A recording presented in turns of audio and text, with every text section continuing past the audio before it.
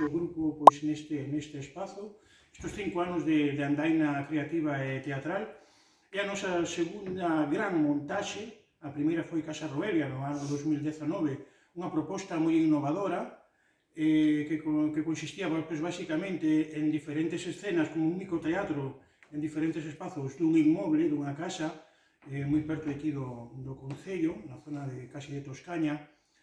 E despois do parón casi obrigado pola COVID-19 e por unha serie de inconvenientes, pois por fin estreamos esta obra, como o seu propio nome indica, agora xa falarán máis a miúdo as compañeiras, que é Cabaret d'Artrela. Non obstante, tamén a compañía non esqueceu o seu compromiso creativo, porque todos os xeitos tamén participou en diferentes eventos.